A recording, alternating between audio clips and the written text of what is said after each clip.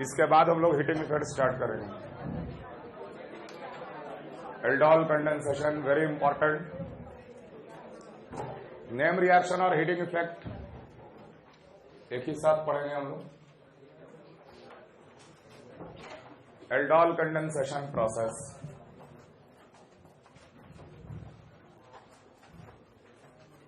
Basically beta hydroxy carbonyl, beta hydroxy carbonyl are called aldol. Beta hydroxy carbonyl का मतलब CHOH CH2 C double bonded हो। Carbonyl मतलब aldehyde या ketone, aldehyde या ketone का C double bonded हो carbonyl कहलाता है। कार्बोनिल के रेस्पेक्ट में ये अल्फा कार्बन हो गया, ये बीटा कार्बन हो गया।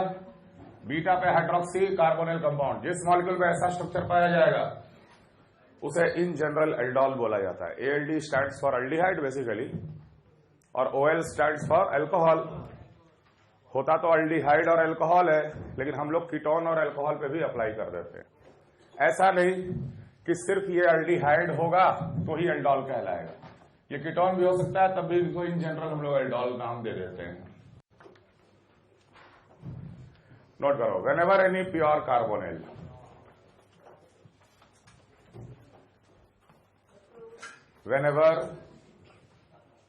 whenever any pure carbonyl, pure carbonyl bracket में लिख लेना अल्डिहाइड या कीटोन। प्योर कार्बोनिल अल्डिहाइड और कीटोन को बोला जाता है। whenever any pure carbonyl having at least one alpha hydrogen, having at least one alpha hydrogen, whenever any pure carbonyl having at least one alpha hydrogen is taken along with dilute OH minus, is taken along with dilute base OH minus, when taken along with dilute base OH minus, condensation happens, condensation happens, condensation happens, condensation happens. Condensation किसको बोलते हैं? जब दो molecule आपस में जुड़ जाएगा उसको कंडेंसेशन कहा जाता है। जब एक ही कंपाउंड का दो मॉलिक्यूल आपस में जुड़ जाएगा, कंबाइन कर जाएगा, उसको हम लोग कंडेंसेशन कहते हैं। एक्चुअली कंडेंसेशन वर्ड का मतलब होता है जुड़ने के बाद एक कोई मॉलिक्यूल का एलिमिनेट होना। याद रखो, लिखने का जरूरत नहीं है। जब दो मॉलिक्यूल जुड़ा और एक मॉलिक्यूल एलिमिनेट हो गया, that is called condensation process. और आप लोग यहां पर देखोगे जो मॉलिक्यूल एलिमिनेट होता है वो होता है वाटर मॉलिक्यूल। जुड़ेगा दो मॉलिक्यूल अल्डिहाइड का और एक वाटर मॉलिक्यूल एलिमिनेट हो जाएगा, condensation process. Condensation happens and we get beta hydroxy carbonyl, and we get beta hydroxy carbonyl, and we get beta hydroxy carbonyl which are called aldol, which are called aldol, which are called aldol. And when heated, and when heated, and when heated, dehydration happens readily, and when heated, dehydration happens readily, when heated, dehydration happens readily to form alpha beta unsaturated carbonyl, to form alpha beta unsaturated carbonyl, to form alpha beta unsaturated carbonyl। ये जो हम last statement लिखा रहे हैं ना, जब aldol बन गया उसको हम लोग हीट कर देते हैं। हीट करने से water and H minus of water and it becomes CH double bonded CH, single bonded C double bonded O, a conjugated system, highly stable conjugated system. इसलिए water gets eliminated readily. When heated, dehydration happens readily to form alpha beta unsaturated carbonyl. Carbonyl के हिसाब से ये alpha, ये beta, alpha beta unsaturated carbonyl which is a conjugated system mechanism. मान लो हम लोग लिए CH3CH डबल बॉन्डेड हो, एक ऐसा कार्बोनिल जिसका बगल में अल्फा कार्बन है और अल्फा कार्बन पे कम से कम एक हाइड्रोजन का होना जरूरी है एल्डोल होने के लिए। अगर एक भी हाइड्रोजन नहीं होगा तो एल्डोल नहीं होगा। यहां 3 है। When taken along with dilute OH minus, reversible process, acid base reaction, neutralisation process, OH minus सबसे पहले अल्फा कार्बन से एक H प्लस हटाता है और ये बन जाता है CH2 minus single bonded C double bonded OH plus water.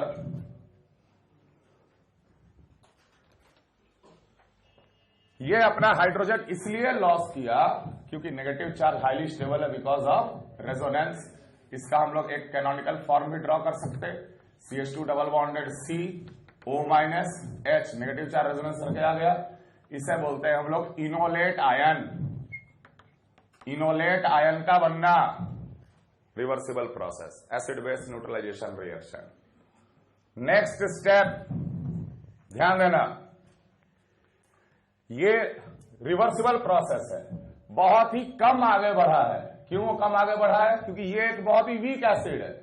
This is a very weaker acid than water also.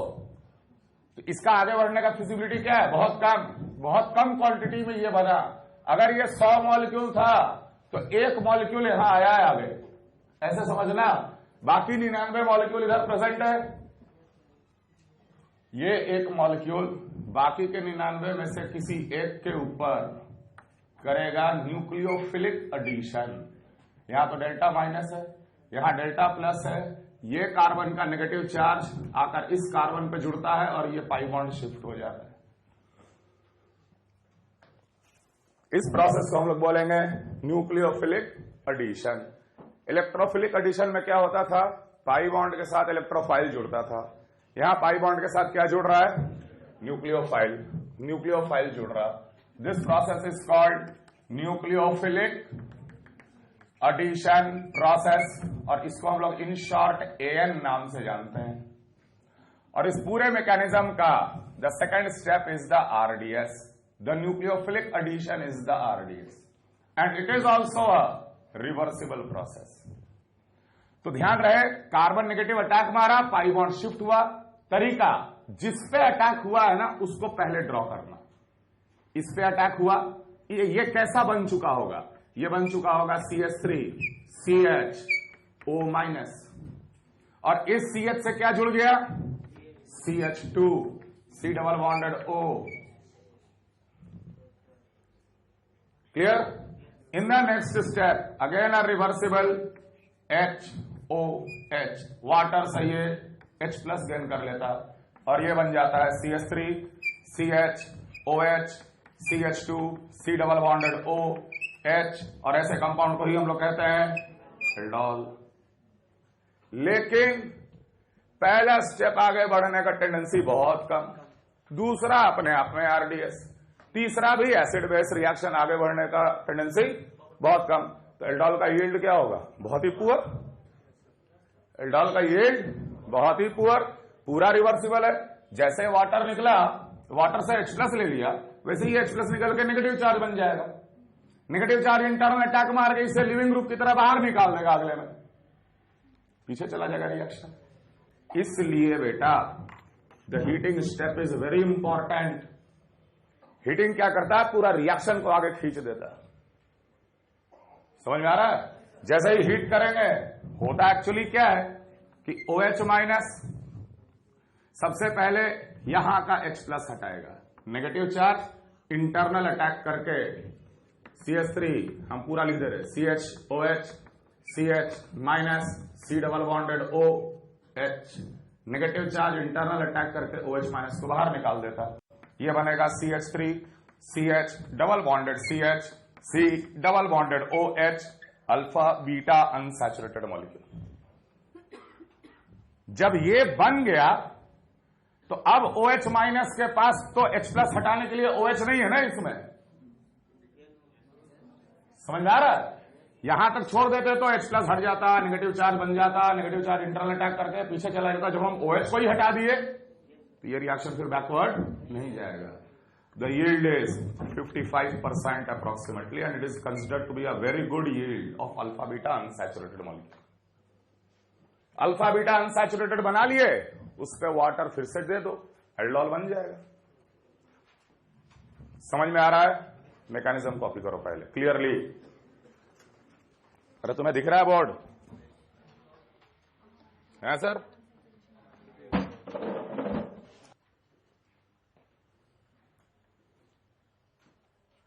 एक दो सवालों पे मैकेनिज्म अप्लाई करो। CH3 CH2 C double bonded OH when treated with dilute OH minus. CH3 C double bonded OCH3 when treated with dilute OH minus and heat. pH C double bonded OCH3 when treated with dilute OH minus. Apply the mechanism 3 times.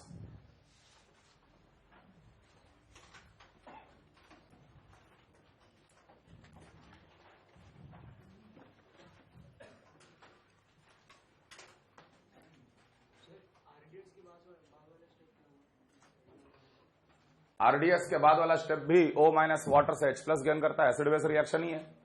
O minus base है, water acid है, वो भी weak acid weak base का ही reaction है।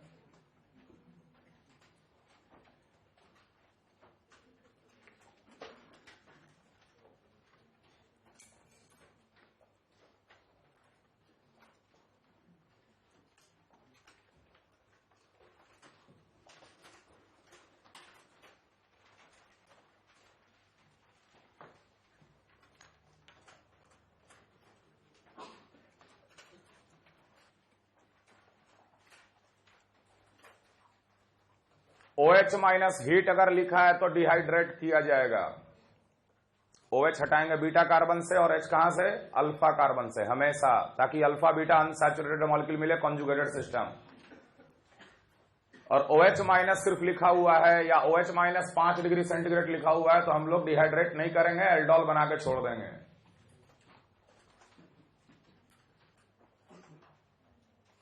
Mechanism apply करो तीनों में। सबसे पहले क्या होता है? सबसे पहले अल्फा कार्बन से एक H प्लस हटाना है। अल्फा कार्बन कौन सा? ये H प्लस हटाए, CH3 CH minus C double bonded OH। उसके बाद क्या होता है? अपने ही मॉलिक्यूल पे फिर वो न्यूक्लियोफिलिक एडिशन करता है। तरीका क्या बताए? जिस पे अटैक हो रहा है उसको पहले ड्रॉ कर, है कि नहीं? ये कैसा बन जाएगा? CH3 CH2 CHO minus CHO minus, और इस CH से क्या जुड़ गया? ये CH और CH पे क्या था? CH3 था, C double bonded OH, water से मिला H प्लस OH, हीट कर दिए, OH को हटाए। कहां से H हटाएं? लेफ्ट की राइट? Left right. कहां से हटाएंगे कि कॉन्जुगेटेड सिस्टम मिलेगा? CH3 CH2 CH double bonded CH3 C double bonded OH, final answer.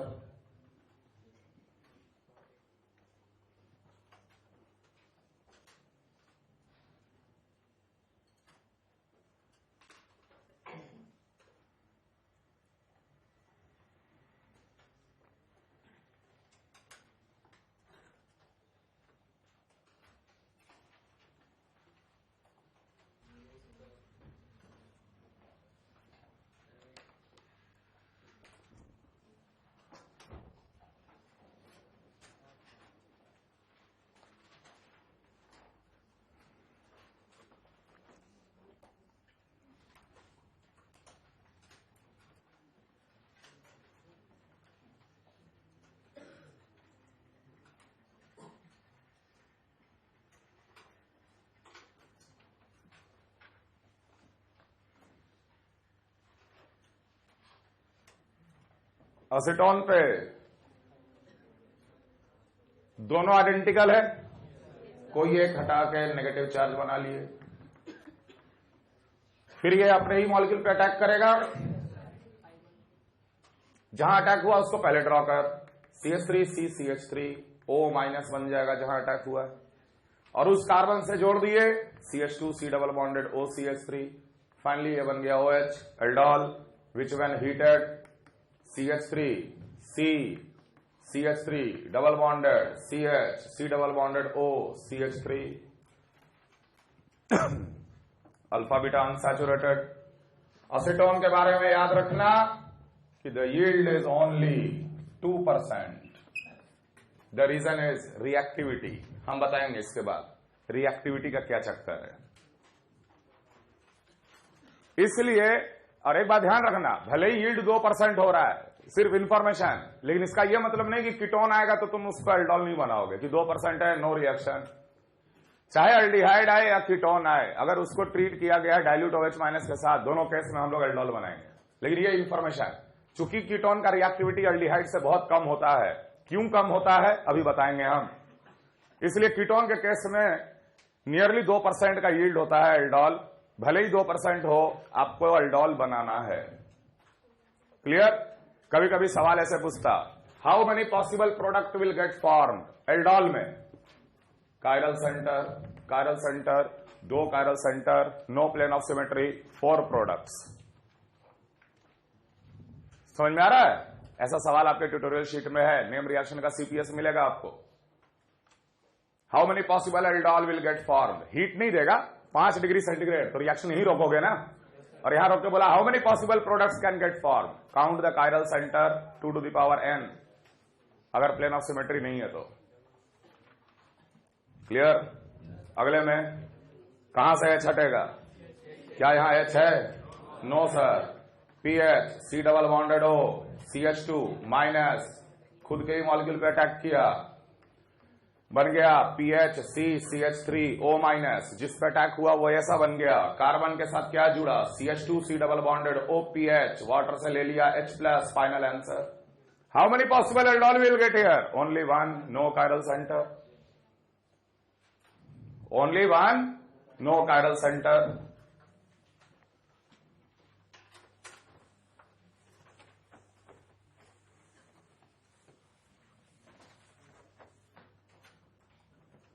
ध्यान दो, न्यूक्लियोफिलिक एडिशन के बारे में 1-2 पॉइंट याद रखना। What is nucleophilic addition? R1C double bonded OR2 के पास आया न्यूक्लियोफाइल। ये अल्डिहाइड है या कीटोन है, कोई दिक्कत नहीं। ये न्यूक्लियोफाइल पहले स्टेप में कार्बोनिल के कार्बन पे तो अटैक कर रहा है। कार्बन का नेगेटिव चार्ज न्यूक्लियोफाइल ही तो है। एल्डोल में भी तो यही हो रहा। क्या बनाता है? R1C O minus R2 NU। पहले कार्बन का हाइब्रिडाइजेशन क्या था? sp2। जुड़ने के बाद क्या हो गया? sp3। Bond angle 109 degree. हर पॉइंट को समझना, बॉन्ड एंगल 109 डिग्री। पहले बॉन्ड एंगल कितना था? 120 degree. Increase in repulsion, increase in repulsion. क्या मॉलिक्यूल अपना रिपल्शन बढ़ाने देगा? क्या एक न्यूट्रल मॉलिक्यूल अपने पे चार्ज आने देगा? Therefore this step is RDS, very slow, because of the formation of a tetrahedral intermediate where the repulsion becomes very high. इसलिए यह प्रोसेस बहुत ही स्लोली होता है। यह चाह नहीं रहा है कि इस फॉर्म में रहे। एटम पे नेगेटिव चार्ज, बगल के कार्बन पे लिविंग ग्रुप, हो सकता है कि इंटरनल अटैक मारे, बाहर निकाल दे, रिवर्सिबल। अब डिपेंड कर रहा न्यूक्लियोफाइल कैसा है, परमानेंटली चिपकने वाला कि निकलने वाला। If the nucleophile is a very good leaving group, no reaction, no reaction. Aldehyde ketone good leaving group वाले न्यूक्लियोफाइल के साथ रिएक्शन नहीं करता। अल्डिहाइड कीटोन को क्लोराइड के साथ रिएक्शन कराओ, नहीं करेगा। क्यों करेगा क्लोराइड? मान ले न्यूक्लियोफाइल के बदले Cl माइनस ले लिए, Cl माइनस आके जुड़ा, लेकिन इंटरनल अटैक से फिर Cl माइनस बाहर निकल गया। Cl माइनस का लिविंग एबिलिटी बहुत अच्छा है। हैलाइड आयन, असीटेट आयन, ये सब के साथ कार्बोनिल कंपाउंड कभी भी react, generally carbonyl compound reacts with carbon negative. और कार्बन नेगेटिव इसलिए क्योंकि एक बार कार्बन चिपका, वो पुअर लिविंग ग्रुप है, वो निकलेगा ही नहीं, आगे रिएक्शन बढ़ेगा। और आगे रिएक्शन में जो भी इलेक्ट्रोफाइल मौजूद होगा, जैसे हमारे लिए वाटर का H प्लस था, O माइनस वाटर से H प्लस गेन कर लिया, इसे कहेंगे हम लोग nucleophilic addition process. Therefore, the rate will be directly proportional to the concentration of carbonyl multiplied by the concentration of nucleophile. Overall, it is a second order bimolecular process. Second order का bimolecular process होता है ये, ठीक है। Now rate of N is directly proportional to the nucleophilicity of nucleophile, क्योंकि nucleophile अगर strong है तो जुड़ने का टेंडेंसी ज्यादा। Directly proportional to the electrophilicity of carbonyl. Electrophilicity मतलब क्या, इस कार्बन और ऑक्सीजन को देख, डेल्टा माइनस डेल्टा प्लस, यहां जितना ज्यादा डेल्टा प्लस होगा उतना ज्यादा इलेक्ट्रोफिलिक, उतना फास्ट अट्रैक्ट करेगा। Electrophilicity of carbonyl. और सबसे important hindrance at carbonyl, hindrance at carbonyl. और आप देखिएगा ये दोनों एक दूसरे को इंप्लाई करते हैं। सोचो तुम्हारे सामने हम 3 एल्डिहाइड लिखे, अभी हम एल्डोल की बात नहीं कर रहे, एन के बारे में तुम लोग को बता रहे। HCHO, CH3CHO, CH3C double bonded OCH3, CH3C double bonded OET। Arrange them in the reactivity order, arrange them in the reactivity order. Hydrogen का इफेक्ट, पहले हम इंडक्टिव इफेक्ट से चलते, हाइड्रोजन का इफेक्ट 0, सबसे बड़ा पॉजिटिव चार्ज यही होगा। और जैसे जैसे मिथाइल बढ़ा, पॉजिटिव चार्ज का साइज छोटा होता चला गया, यहां तो बिल्कुल 0 हो गया। जैसे जैसे ग्रुप बड़ा होता है ना, इलेक्ट्रोफिलिसिटी भी कम होता है। जैसे जैसे ग्रुप बड़ा होता है, इस पे हिंड्रेंस भी बढ़ता है। इसलिए ये दोनों आपस में एक दूसरे को इंप्लाई करते। लेकिन इन दोनों में भी अगर आपसे बोला जाए कि इंपॉर्टेंट फैक्ट, जहां फंस जाए, जहां दोनों आपस में इंप्लाई नहीं कर रहे, हिंड्रेंस को देंगे हम लोग कारण। जैसे मालूम तुमसे बोले, एक और एग्जांपल, PHCHO। सर बेंजीन तो माइनस आई है, पॉजिटिव चार्ज बढ़ेगा, इलेक्ट्रोफिलिसिटी बढ़ेगा, लेकिन बेंजीन के पास 6 कार्बन है, हिंड्रेंस भी ज्यादा है। किसको इंपॉर्टेंस देंगे, हिंड्रेंस को देंगे। Arrange them in the reactivity order, मान ले पहला, दूसरा, तीसरा, चौथा। 1 विल बी ग्रेटर देन, नहीं उसको डायरेक्ट कंपेयर नहीं कर सकते हर जगह। कहां कंपेयर करेंगे बताएंगे, 1 greater than, 2 greater than, 3 greater than. And that is the reason in aldol why we are getting 2% yield in acetone and 55% yield in acetaldehyde. Ketones are less reactive towards AN. Aldehydes are more reactive. समझ में आ रहा है, ये कारण है। तुमसे बोले दूसरे और पांचवें को कंपेयर कर, 2 ग्रेटर देन, बस ये ध्यान रखना कि CH3CHO ज्यादा रिएक्टिव होता है PHCHO से। And the reason is hindrance. Copy करो जल्दी जल्दी। आज पूरा लेक्चर सिर्फ एल्डोल है।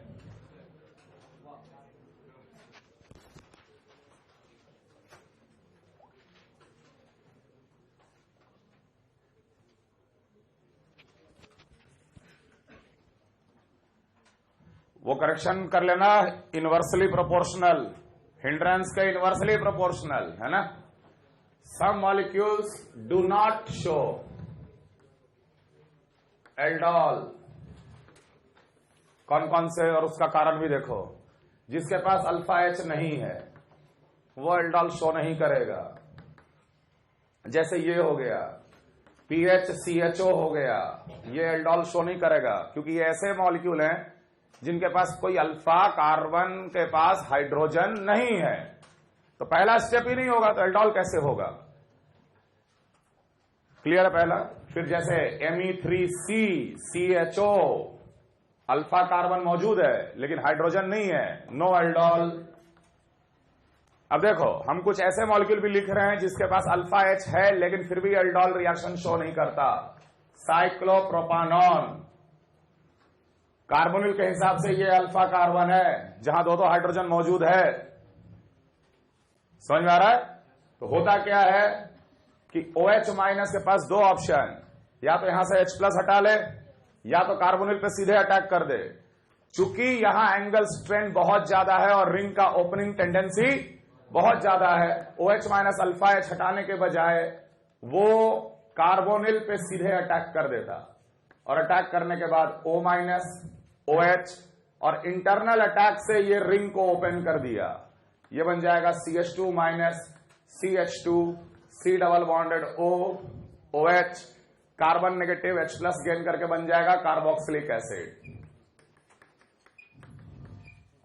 साइक्लोप्रोपानॉन का H+ नहीं हटता, सीधे कार्बोनिल पे अटैक होता है because of angle strain. The ring has a high opening tendency. इसके पास अल्फा H है लेकिन फिर भी ये एल्डोल शो नहीं करता। अगला एग्जांपल दे।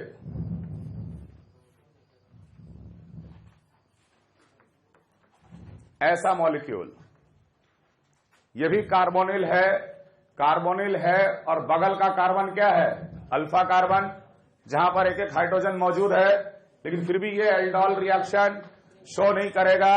कारण, अगर यहां से H+ हटा तो नेगेटिव चार्ज आया, वो नेगेटिव चार्ज पाई बॉन्ड के साथ रेजोनेंस नहीं करेगा क्योंकि वो negative charge sp3 hybrid orbital में होता है। समझ में आ रहा है? या यूं बोलो, अगर वो रेजोनेंस कर गया तो पाई बॉन्ड कहां बन जाएगा? ब्रिज हेड पे, और ब्रिज हेड पे pi bond is not allowed, Bredt rule. Clear है? ये भी एल्डोल शो नहीं करता। Another example very important, Me2CH CHO। इसके पास एक अल्फा H है but it never shows aldol because of steric hindrance.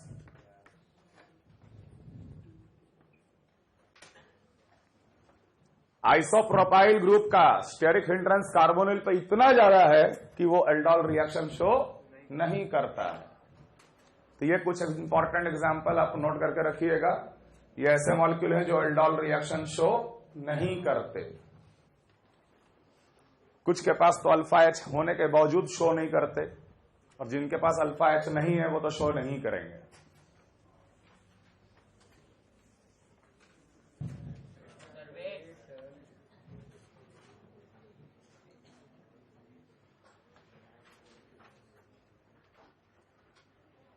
Aldol reaction is called retroaldol.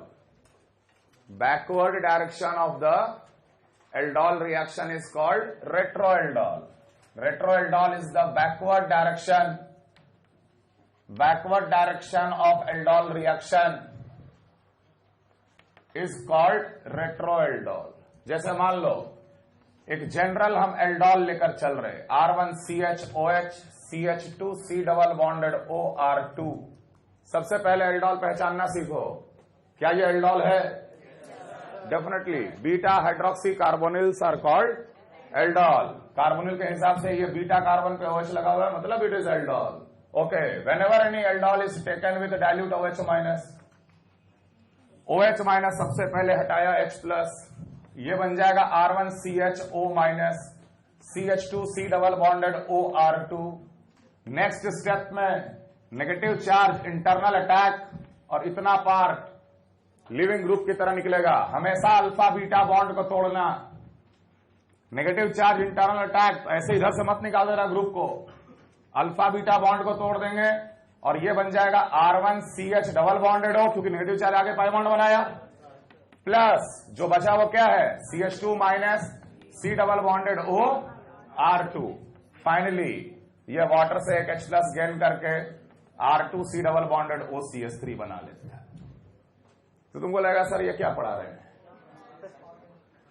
Forward पढ़ाए फिर बैकवर्ड फिर रगड़ दिए सेम तरीका से, हो तो पहले ही बता दिए थे। ये अपने आप में इसलिए इंपॉर्टेंट रिएक्शन है बेटा कि आपके सामने एल्डोल दे दिया जाएगा और आपको पहचानना पड़ेगा कि कौन से दो मॉलिक्यूल का कंडेंसेशन हुआ था कि ये एल्डोल बना है। एल्डोल दिया है और ओरिजिनल मॉलिक्यूल को पहचानना है। हो सकता है कि एल्डोल कंडेंसेशन दो अलग अलग मॉलिक्यूल के बीच में हुआ है, पढ़ेंगे इसको क्रॉस एल्डोल कहते हैं। एल्डोल से ओरिजिनल मॉलिक्यूल तक जाना भी very very important, and that you can do by retro aldol process. OH का H+ हटा, नेगेटिव चार्ज कर, अल्फा बीटा का बॉन्ड ब्रेक कर, दो मॉलिक्यूल आपके सामने खुद पे खुद मिल जाएगा। है इससे भी और बढ़िया तरीका एक शॉर्टकट है, ध्यान रखना हमेशा, हर जगह काम में आएगा। शॉर्टकट क्या है इसका कि जो एल्डोल दिया है उसको हीट कर दो, OH को हटा दो, H को हटा दो। जनरली आपके सामने ऐसा ही मॉलिक्यूल दिया हुआ रहेगा, अल्फा बीटा अनसैचुरेटेड मॉलिक्यूल, और पूछा ये दिखाकर कि कौन से दो मॉलिक्यूल का कंडेंसेशन और हीटिंग के बाद ये बना है। तो आपको इतना नहीं करना है कि यहां से एल्डोल बनाओ फिर ऐसे करो, चलो ये तो थियरी पार्ट है, वैसे भी कर सकते हैं। सीधे कार्बन कार्बन के डबल बॉन्ड को तोड़ देना, break the carbon carbon double bond. आपको एक तरफ कार्बोनिल दिखेगा और दूसरी तरफ कार्बोनिल नहीं दिखेगा, दिख रहा है? जिधर कार्बोनिल नहीं है वहां कार्बोनिल बना दो, और जिधर कार्बोनिल दिख रहा है उस कार्बन को सिर्फ हाइड्रोजन देके वैलेंसी सेटिस्फाई करा दो। तो ultimately answer is R1CHO+ CH3C double bonded OR2। Break the carbon carbon double bond, alpha beta double bond को तोड़ दो, एक तरफ कार्बोनिल है एक तरफ नहीं है, जिस तरफ नहीं है उस कार्बन पे डबल बॉन्डेड O दे दो, और दूसरी तरफ कार्बन को क्या दे देना है, H, और वैलेंसी सेटिस्फाई करा देना है। मान लो सवाल दिया, a compound X when treated with dilute OH- we get, what is X? समझ में आ रहा रेट्रो एल्डोल का इंपॉर्टेंस?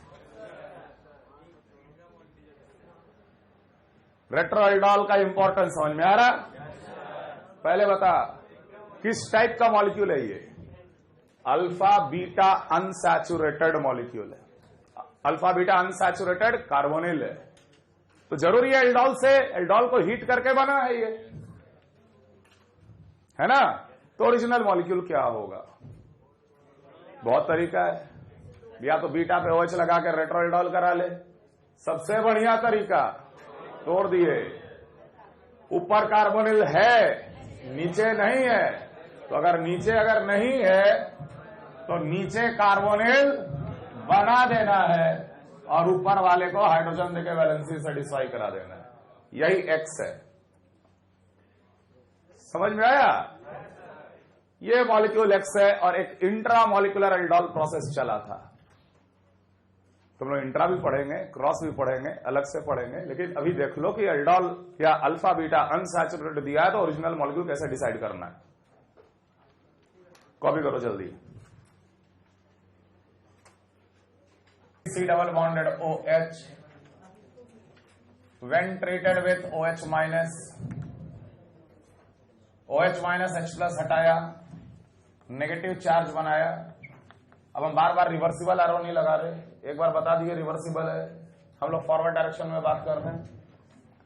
फिर ये अपने ही मॉलिक्यूल पर आकर अटैक करता है, न्यूक्लियोफिलिक एडिशन करता है, अल्टीमेटली ये बन जाता है CH3CHOH CH2C double bonded O CH3। मैंने डायरेक्ट एल्डोल लिख दिया, वाटर से गेन किया H+, एल्डोल बन गया। फिर हम लोग इसे हीट कर देते हैं, हीट करने से OH और यहां से एक H हटाकर ये बन गया अल्फा बीटा अनसैचुरेटेड कार्बोनिल। लेकिन मीडियम में अभी भी OH- है। मान लो कॉन्सेंट्रेटेड OH- लिया गया, कॉन्सेंट्रेटेड OH- मतलब कि OH- is present in a large quantity, concentration is very high, OH- is present in a large quantity. अब तुम खुद GOC लगा के बताओ कि ये OH- अब इसके H को हटाएगा कि इसी के H को हटाएगा, ऊपर के नीचे?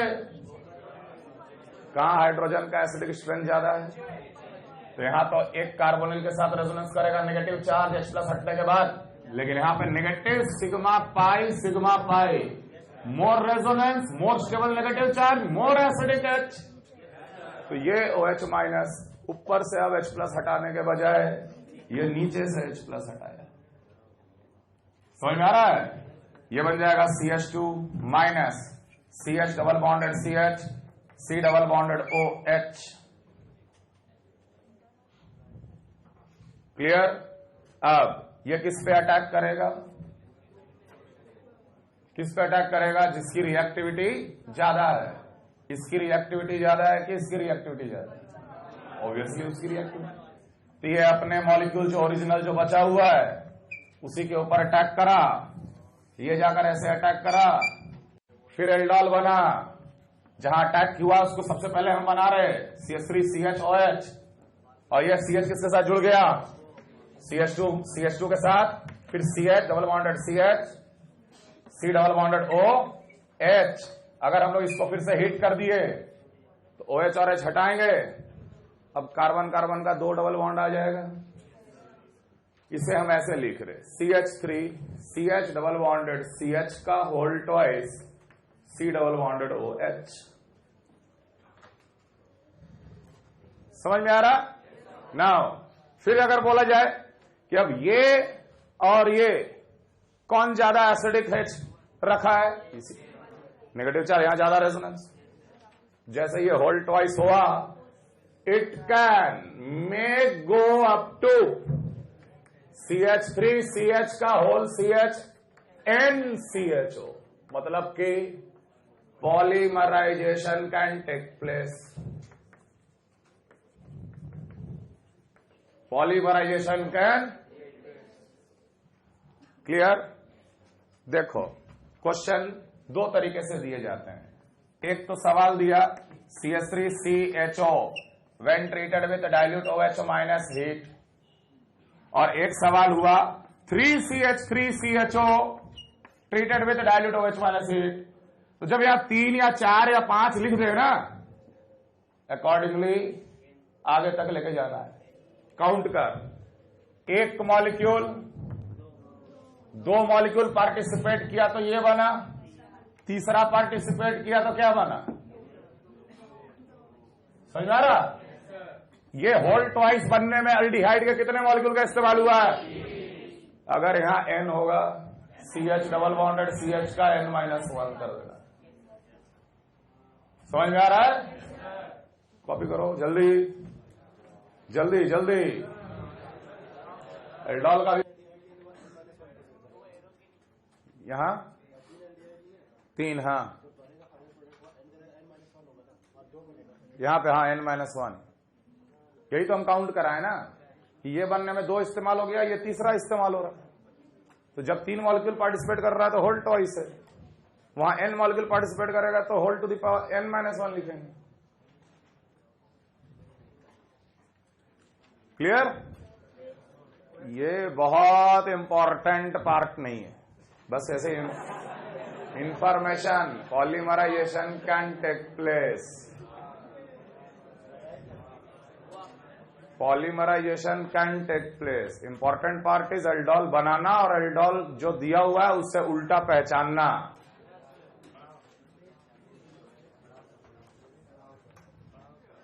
पढ़ा रहे लिख तो सही, क्रॉस एल्डोल रिएक्शन।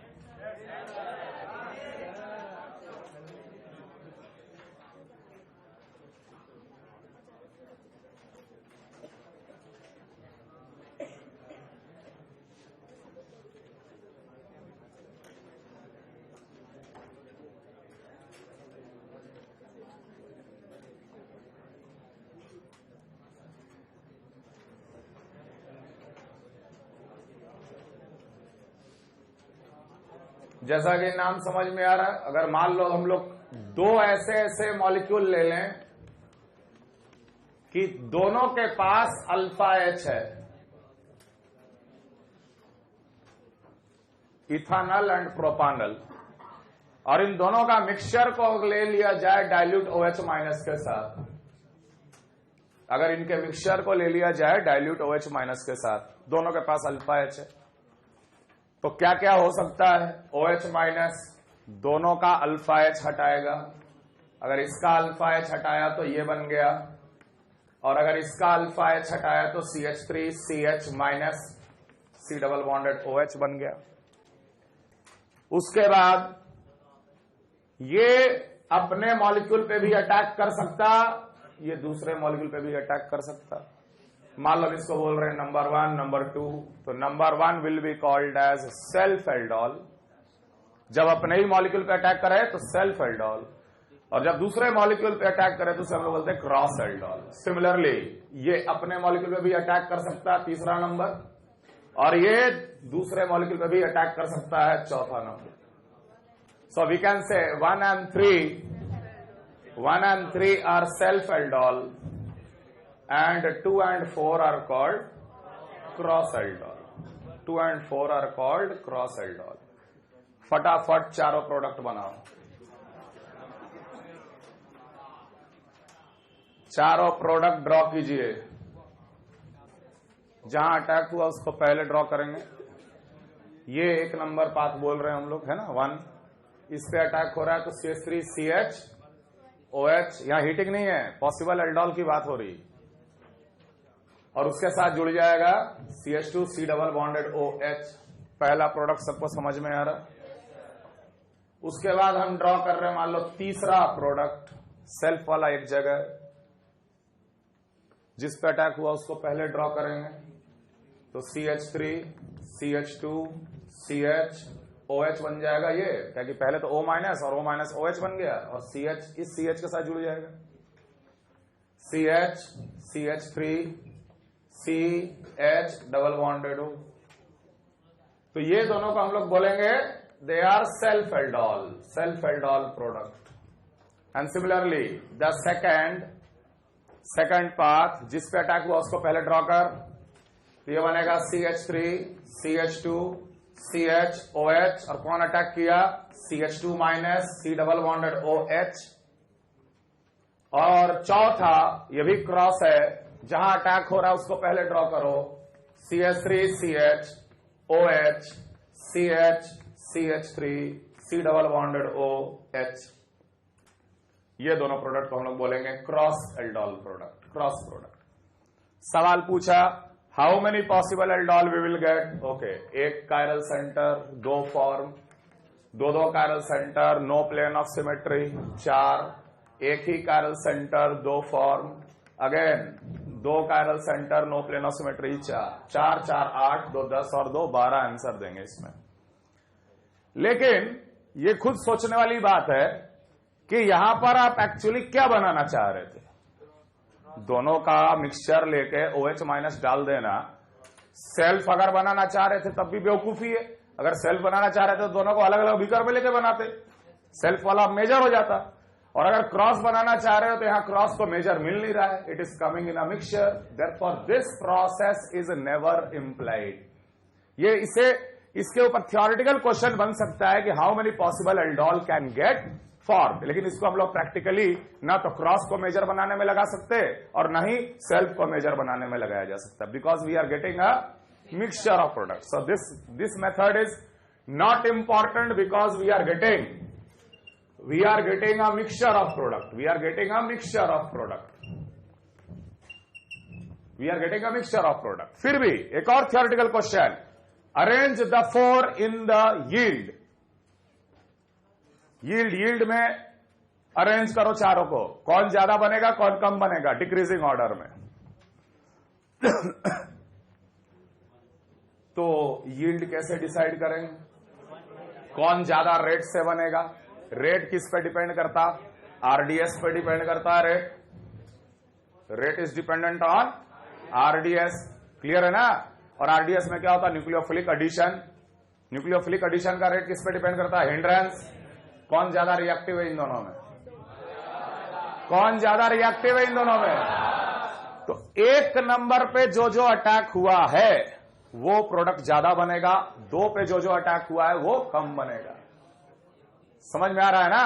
और 1 पे कौन सा अटैक हुआ है, 1 and 4। तुरंत बोलेंगे 1 and 4 will be greater than 2 and 3।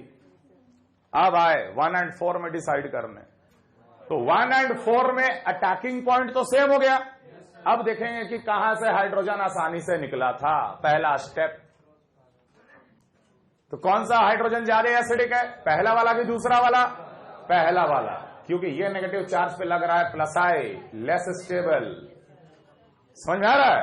ये ज्यादा एसिडिक था, इसलिए 1 इज ग्रेटर देन 4, और उसके बाद 2 और 3 में यही ज्यादा एसिडिक था, 2 विल बी ग्रेटर देन, ये होगा respective order.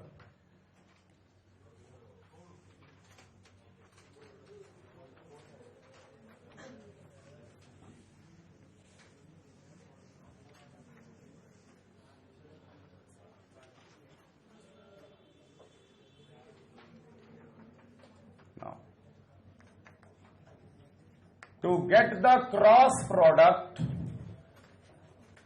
as measure, directed aldol process is implemented.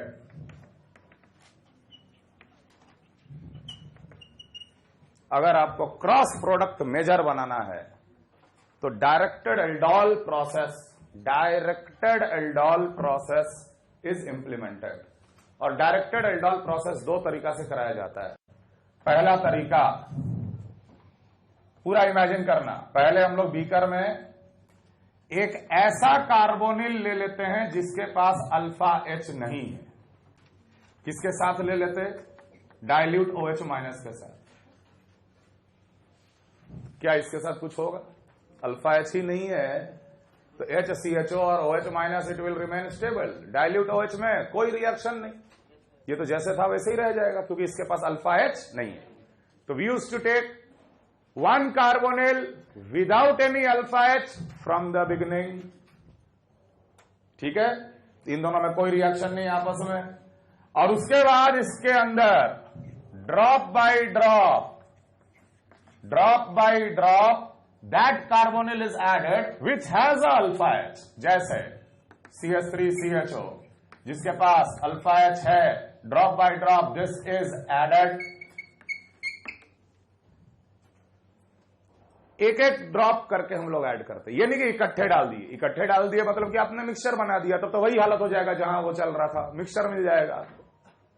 हम लोग इसमें ड्रॉप बाय ड्रॉप एक ऐसा कार्बोनिल उसमें ऐड करते हैं जिसके पास अल्फा H है। मान लो पहला ड्रॉप आया, जैसे ही पहला ड्रॉप आएगा, CH3CHO का पहला ड्रॉप आया, तुरंत OH माइनस क्या कर देगा? उसका अल्फा H निकाला। अल्फा H जिसके पास है उसका तो अल्फा H निकल जाएगा। एक ड्रॉप था और ये बहुत कम क्वांटिटी में, इसका किसके साथ कोलिजन की प्रोबेबिलिटी ज्यादा होगी? HCHO के साथ कि अपने ही मॉलिक्यूल के साथ? चूंकि एक ड्रॉप आया है, नेग्लिजिबल क्वांटिटी में आया है, ये खुद ही नेग्लिजिबल क्वांटिटी में बना है, लेकिन बीकर में बहुत ज्यादा क्वांटिटी में कौन मौजूद है? HCHO। तो इसका HCHO के ऊपर कोलिजन का probability is very very high. इसके चारों तरफ HCHO है, अपना मॉलिक्यूल तो है ही नहीं, इसलिए हम लोग ड्रॉप बाय ड्रॉप ऐड करते ताकि इसके साथ कोलिजन की प्रोबेबिलिटी बिकम्स मैक्सिमम। समझ में आ रहा है? खुद का मॉलिक्यूल बहुत ही कम क्वांटिटी में मौजूद था, एक ही ड्रॉप था, लेकिन ये तो लार्ज क्वांटिटी में है, ये इसके ऊपर अटैक कर देगा। अगर ये इसके ऊपर अटैक कर दिया तो HCHOH जिस पर अटैक हुआ उसको पहले हम बना रहे, वो माइनस बनेगा पहले, लेकिन H प्लस गेन कर लिया, उसके बाद क्या जुड़ गया इसके साथ? CH2। क्रॉस मेजर, ध्यान रहे अगर आपके सामने ऐसा सवाल आए जिसमें 2 कार्बोनिल कंपाउंड लिया गया है, एक के पास अल्फा H नहीं है और एक के पास अल्फा H है, हमेशा क्रॉस प्रोडक्ट को लिखना है एज अ मेजर प्रोडक्ट। वो अज्यूम रहता कि डायरेक्टेड एल्डोल का सवाल है, वहां में पॉसिबल प्रोडक्ट मत लिख देना। अगर मेजर प्रोडक्ट पूछा तो only cross product will be the major product. If one has alpha H and one do not have alpha H, always cross product will be major. जैसा मान लो तुम्हारे सामने में एक सवाल दे दिए, PHCHO plus CH3CHO when taken along with dilute OH minus, write down the major product quickly।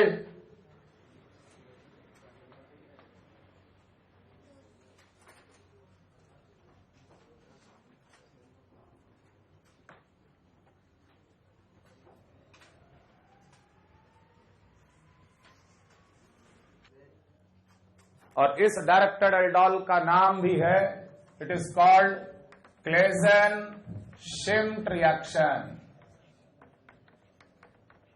होता तो ये एल्डोल ही है, लेकिन एक ऐसा रिएक्शन एल्डोल जिसमें एक के पास अल्फा एच है और एक के पास अल्फा एच नहीं है, उसको क्लेजेन-शिम्ट रिएक्शन भी बोला जाता है।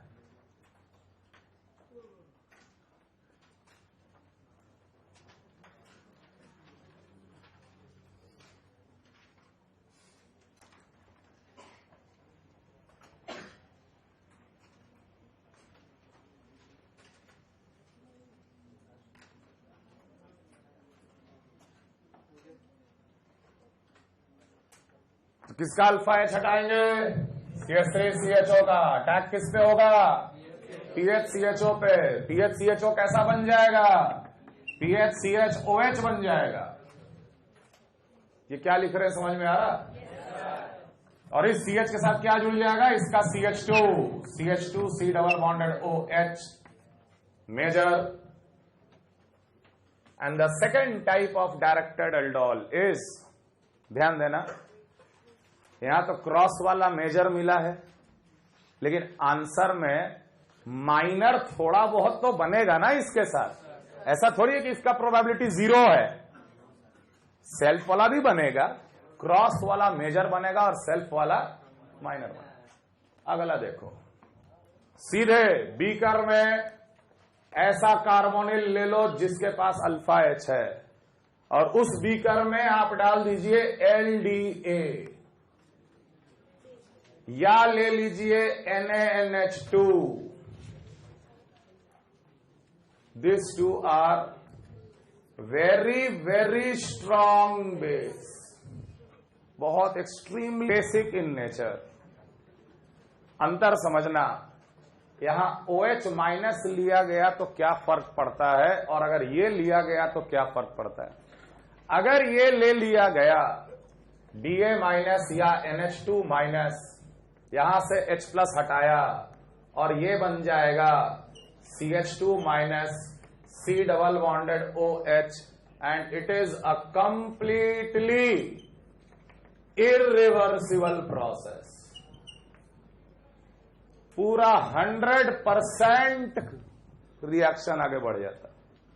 इतना बेसिक है कि वो सारे एल्डिहाइड का अल्फा एच हटाकर इनोलेट आयन बना लेता है।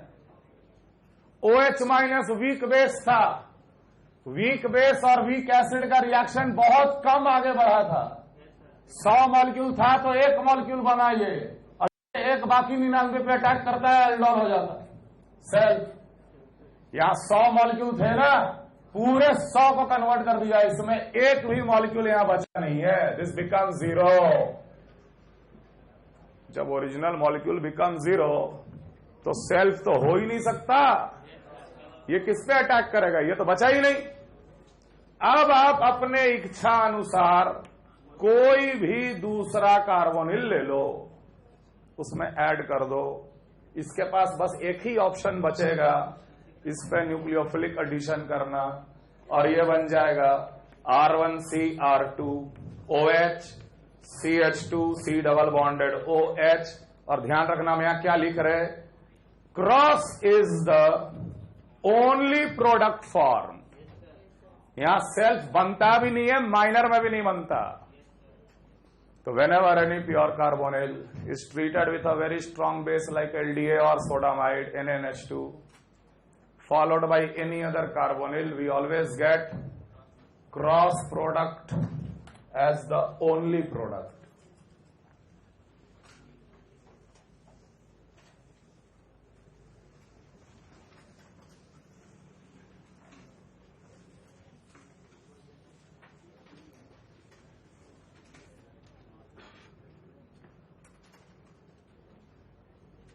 ठीक है, एल्डोल रिएक्शन का मैकेनिज्म हम एक बार और लिख रहे, CH3 C double bonded OH, OH minus के साथ। एकदम शांत रहो जरा। हम पिछले क्लास में ही बोले थे, name reaction heating effect start करेंगे तो बहुत ध्यान देना। मेन पार्ट है ये ऑर्गेनिक का, और सारे नेम रिएक्शन उतने इंपॉर्टेंट नहीं है जितना कि एल्डोल, कैनिजारो, परकिंस और हेलोफॉर। 1.5 लेक्चर पढ़ाएंगे ये, चाहते तो 3 लाइन में खत्म कर देते। 3 लाइन्स, ALDOL। समझ में आ रहा बात? हर साल आता है आईआईटी के पेपर में, जाकर देख लेना पिछले 20 साल का पेपर, और अगला साल भी आएगा, और अगर आएगा तो छूटना नहीं चाहिए। क्लियर है ये? सबसे पहले OH माइनस H+ हटाया, नेगेटिव चार्ज।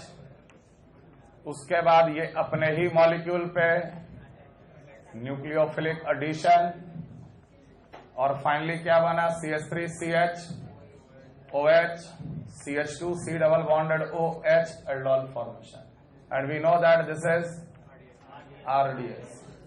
इसका मान लेते हैं इक्विलिब्रियम के इक्विलिब्रियम, और इसका फॉरवर्ड डायरेक्शन मान लेते हैं K फॉरवर्ड। ठीक है, केमिकल काइनेटिक्स पढ़े ही हो। Rate will be equal to K forward, RDS से ही शुरू होता है ना, K forward into CH2 minus C double bonded OH multiplied by CH3 C double bonded OH। Equilibrium constant KEQ is equal to product CH2 minus C double bonded OH product था, reactant ये दोनों थे, divided by CH3 C double bonded OH into OH minus, यहां से ये निकाल और यहां सब्स्टिट्यूट कर दे। Therefore rate will be equal to KF into KEQ, this into this क्या बन जाएगा? CH3CHO का स्क्वायर इंटू ये है rate law. Aldol is a third order reaction mechanism. Aldol is a third order reaction mechanism, लेकिन aldol का molecularity RDS में कितने सिंपल मॉलिक्यूल पार्टिसिपेट कर रहे हैं? आरडीएस में सिर्फ 2 मॉलिक्यूल पार्टिसिपेट कर रहे हैं। मॉलिक्यूलैरिटी 2 है लेकिन ऑर्डर 3। एक्स्ट्रा इंफॉर्मेशन, जरूरत पड़ने पे कोई इन डेप्थ पूछना शुरू करे तब, if the concentration of OH minus is very dilute, less than 10% strength, हम लोग जो डाइल्यूट OH माइनस का जो इस्तेमाल करते हैं ये 10 से 20% स्ट्रेंथ वाला होता है। एक्चुअली अगर 10% से कम स्ट्रेंथ भी अगर हो गया, वेरी डाइल्यूट हो गया OH minus, then the first step becomes RDS। अगर ये बहुत डाइल्यूट हो जाए तो ये स्टेप स्लोएस्ट हो जाता है, ये थोड़ा फास्ट हो जाता है। और अगर ये RDS हो गया तो रेट क्या लिखते?